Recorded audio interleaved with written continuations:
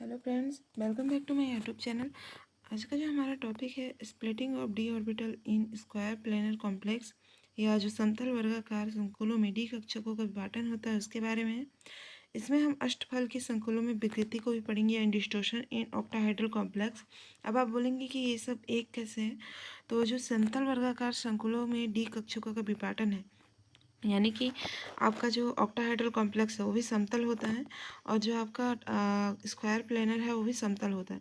तो आपका क्या होता है, यहाँ पे जो आपका ऑक्टाहेड्रल कॉम्प्लेक्स है इसमें ऐसा विकृति आती है, यानी ऐसा डिस्टोर्शन होता है इसमें कि ये बन जाता है स्क्वायर प्लेनर। तो इसलिए ये दोनों आपस में ऐसे जॉइंट है, तो आपको दोनों को समझना जरूरी है। तो चलिए सबसे पहले मैं आपको ऑक्टाहेड्रल कॉम्प्लेक्स के बारे में समझाती हूँ, क्योंकि जब तक आप ऑक्टाहेड्रल कॉम्प्लेक्स के बारे में नहीं समझेंगे तब तक आपको स्क्वायर प्लेनर कॉम्प्लेक्स समझ नहीं आएगा। तो चलिए स्टार्ट करते हैं। इसमें जो आपका ऑक्टाहेड्रल कॉम्प्लेक्स है इसमें क्या होता है, जो सेंट्रल मेटल होता है वो चारों ओर मतलब कि 6 लिगेंड से क्या होता है, घिरा होता है। और इसमें एक्स, वाई और जेड अक्षक जो होते हैं वो मौजूद होते हैं। मैंने इससे पिछले वाले वीडियो में पूरा समझा दिया है। आई होप कि आपने वो वीडियो भी देखा हो तभी यहाँ पे आए होंगे, और अगर आपने नहीं देखा है, आपको नहीं पता ऑक्टाहेड्रल कॉम्प्लेक्स क्या आता है, तो मैं अभी समझाती हूँ आपको। तो ये जो सेंट्रल मेटल होता है इसमें क्या होते हैं, लिगेंड्स आपस में घिरे रहते हैं। और जैसे ही लिगेंड्स क्या होते हैं सेंट्रल मेटल की ओर क्या करते हैं।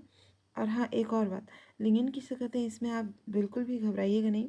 जो आपका जो इलेक्ट्रॉन होते हैं वो बीच के सेंट्रल मेटल से जुड़े रहते हैं, उसे ही लिगेंड कहते हैं। और ये जो लिगेंड होते हैं सेंट्रल मेटल के चारों ओर पाए जाते हैं। तो ये जैसे कि आपका हो गया H2O, ठीक है, इसमें सेंट्रल मेटल क्या है आपका O, और इससे क्या जुड़ा रहता है, H जुड़ा रहता है, ठीक है। तो इस तरीके से ये सेंट्रल मेटल है। सो यहाँ पे आपका जो सेंट्रल मेटल है इसके तरफ जब लिगेंड आते हैं तो क्या होता है, इसकी एनर्जी हाई हो जाती है। एनर्जी हाई होने की वजह से इसमें स्प्लिटिंग हो जाती है, ठीक है। इस स्प्लिटिंग को मैं आपको आगे बताऊंगी। ऑक्टाहाइड्रल कॉम्प्लेक्स ऑक्टाहाइड्रल स्प्लिटिंग में धातु आयन के कांटेक्ट में 6 लिगेंड आते हैं। स्क्वायर प्लेनर कॉम्प्लेक्स में मात्र 4 लिगेंड की आवश्यकता होती है। यहाँ पे देखिए, जो ऑक्टाहाइड्रल कॉम्प्लेक्स है इसमें कितने आते हैं, 6 लिगेंड आते हैं। लेकिन जो स्क्वायर प्लेनर है उसमें कितने लिगेंड आते हैं, आपके 4 लिगेंड हैं। और इसमें 4 ही लिगेंड स्क्वायर प्लेनर के लिए ज़रूरत होती है, क्योंकि जो सेंट्रल मेटल बीच में रहता है वो 4 और क्या होते हैं, लिगेंड होते हैं।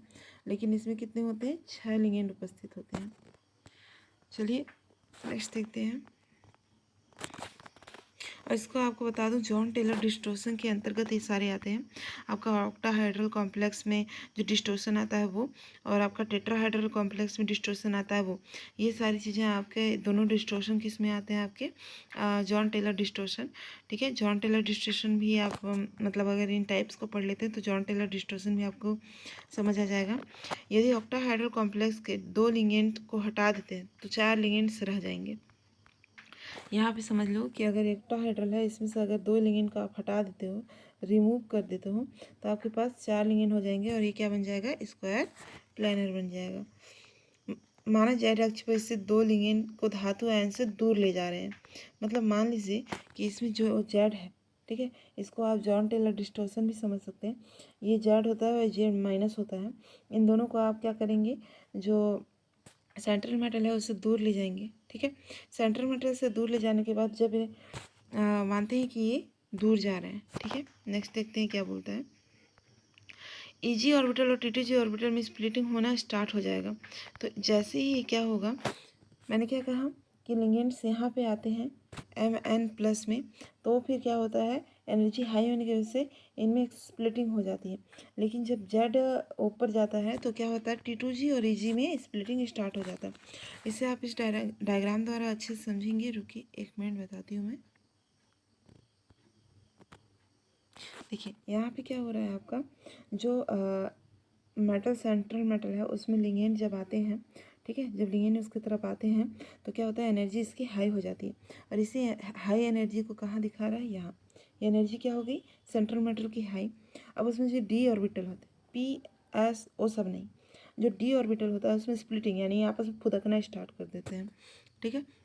अब इनमें जैसे एनर्जी हाई होती है, ये कुछ है आपके डी ऑर्बिटल में कौन कौन से होते हैं, फ्री आयन होते हैं, d XY, DZY, DXZ, d x square minus y square and d z square. तो ये क्या होते हैं आपके, इनमें स्प्लिटिंग स्टार्ट होती है। स्प्लिटिंग स्टार्ट कैसे होती है, जैसे ही सेंट्रल मेटल की एनर्जी हाई होती है, इनमें एनर्जी हाई होने की वजह से क्या हो जाता है, इनका जो एनर्जी लेवल है बढ़ जाता है। एनर्जी लेवल बढ़ने के बाद इनमें स्प्लिटिंग हो जाता है, ये दो भागों में बढ़ जाता है, एक हाई एनर्जी में और एक लो एनर्जी में। ठीक, यहाँ तक आपको समझ आया। ये था आपका जब सेंट्रल मेटल की ओर लिगेंड आता है तब। अब जॉन टेलर डिस्टोर्शन मतलब कि आपका जो इसको ऑक्टाहाइड्रल कॉम्प्लेक्स में क्या बोल रहा है कि जो आपका ऑक्टाहाइड्रल कॉम्प्लेक्स है उसमें क्या होता है, जेड आउट होता है, यानी कि जेड जब बाहर जाता है, जेड आउट की बात हो रही है ना, जेड इन में दूसरा चीज़ होता है, तो वो आपको बाद में बताऊंगी मैं।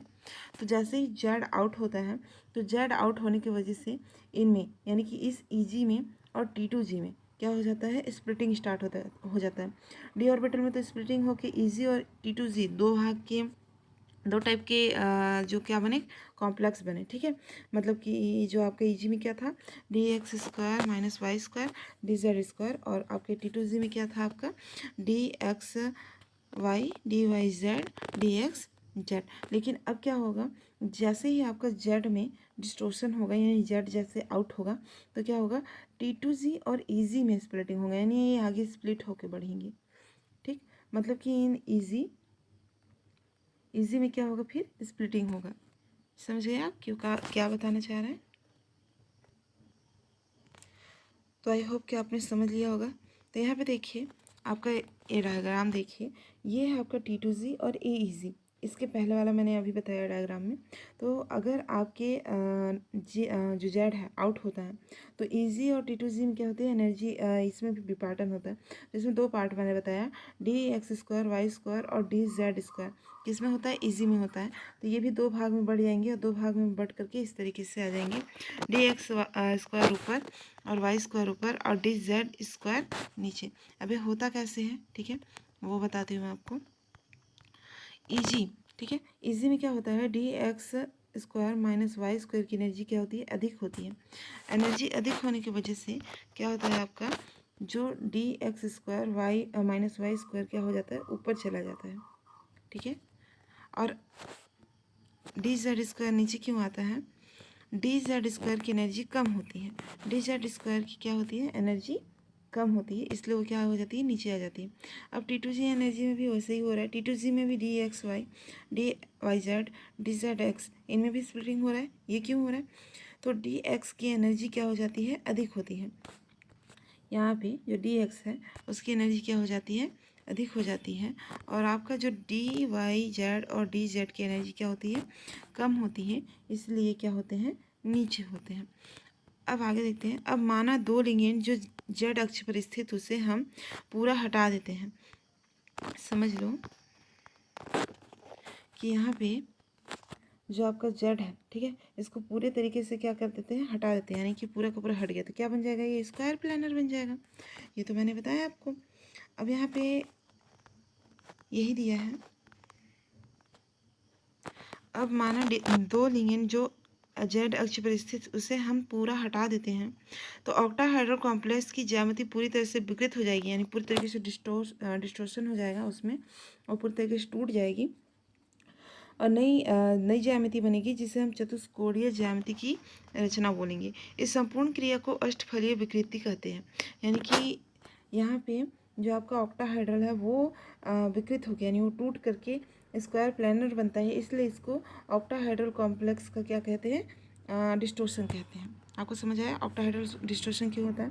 अब आगे क्या होगा, तो आगे आपका जो ईजी ऑर्बिटल है उसमें इतना ज़्यादा जेड के आउट होने की वजह से इतना ज़्यादा डिस्टोर्शन हो जाएगा कि जो डी जेड स्क्वायर है वो डी एक्स वाई के भी नीचे आ जाएगा। इसमें बहुत ज़्यादा एनर्जी नीचे हो जाती है, जिसकी वजह से डी जेड स्क्वायर बहुत ज़्यादा नीचे आ जाता है। ठीक है, और ये डी जेड एक्स होता है वो भी नीचे आ जाता है। अब नेक्स्ट देखते हैं, और आपका इसको याद करना बहुत ज़रूरी है, तो आप याद कर लीजिएगा। चतुष्कोणीय स्प्लिटिंग में डी जेड स्क्वायर की ऊर्जा कम होती जाती है, और ऊर्जा की अधिक इसे डी एक्स वाई से कम ऊर्जा स्तर पर ले जाती है। यानी कि इसकी ऊर्जा में इतना ज़्यादा कम हो गया, इसका जो एनर्जी इतना लेवल इतना कम हो गया कि ये डी एक्स वाई के भी क्या हो जाता है, नीचे आ जाता है।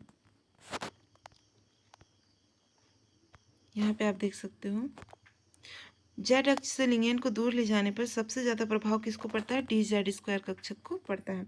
डी जेड जेड मतलब जो भी जेड इलेक्ट्रॉन था उसको बहुत ज़्यादा डिस्टोर्शन यानी बहुत ज़्यादा इफेक्ट करने से सबसे ज़्यादा जो प्रभाव है किस में पड़ता है? डी जेड स्क्वायर पे पड़ता है। ये चीज़ भी आपको याद रखना है। ये डायग्राम पूरा याद रख लीजिएगा। देखिए आप डी जेड स्क्वायर एकदम नीचे आ गया है। कहाँ पे? पूरा का पूरा डी एक्स वाई से भी नीचे आ गया है। कुछ समय बाद डी जेड स्क्वायर की ऊर्जा अत्यधिक कम हो जाएगी, डी एक्स वाई की ऊर्जा से भी कम हो जाएगी। फिर क्या होगा? कुछ टाइम बाद डी जेड स्क्वायर की एनर्जी और ज़्यादा कम हो जाएगी और डी एक्स वाई से भी कम हो जाएगी। ठीक है, उसका बढ़ नहीं रहा है, बस उसका एनर्जी डी जेड स्क्वायर का एनर्जी कम हो रहा है। इनकी ऊर्जा डी वाई जेड और डी जेड एक्स के समान हो जाएगी। ठीक है, डी वाई जेड और डी जेड एक्स और डी जेड स्क्वायर के मध्य का ऊर्जा स्तरों में केवल 1/12 डेल जीरो का अंतर शेष रह जाएगा। इस प्रकार का स्प्लिटिंग समतल वर्गाकार विपाटन कहलाता है। अब ये जो आपका डी एक्स जेड है, ठीक है, डी एक्स जेड और डी जेड स्क्वायर के बीच में कितना का अंतर हो जाएगा? 1/12 का बस अंतर हो जाता है। इसी को कहते हैं octahedral distortion. I hope friends आपको ऑक्टाहेड्रल डिस्टोर्शन समझ आ गया होगा। और हाँ फ्रेंड्स, आपका जो जॉन टेलर डिस्टोर्शन है उसमें जेड और जेड इन ये दो प्रकार के डिस्टोर्शन होते हैं। ठीक है, बस इसी को बताना है। जेड जो आउट होता है वो किस में होता है? आपका ऑक्टाहेड्रल कॉम्प्लेक्स में। और जेड इन वो भी आपका होता है, ठीक है, टेट्राहेड्रल कॉम्प्लेक्स में। तो ये सारी चीज़ें आपको समझ आ जाएगी। जेड इन में क्या होता है वो भी समझा देती हूँ। जो जेड इन होता है उसमें जो ऑक्टाहेड्रल कॉम्प्लेक्स है, मान लीजिए उसमें जेड अंदर क्या होगा? इतना ज़्यादा जेड का एनर्जी लेवल हाई हो जाएगा, मतलब लो हो जाएगा, सॉरी, जेड का एनर्जी लेवल इतना ज़्यादा हाई हो जाएगा कि वो सीधा क्या होंगे? सेंट्रल मेटल की ओर झुकते जाएंगे। ठीक है, लेकिन इनका जो आसपास लिगेंड होते हैं इनका एनर्जी लेवल वैसा का वैसा होने की वजह से इनका जो दूरी है उतना का उतना होता है, लेकिन जेड क्या हो जाता है? बहुत पास हो जाता है ऑक्टाहेड्रल के। इसी को जेड इन बोलते हैं। अब इसमें क्या होता है मैं आपको नेक्स्ट वीडियो में बताऊंगी। So thank you for watching. मिलते हैं नेक्स्ट वीडियो में।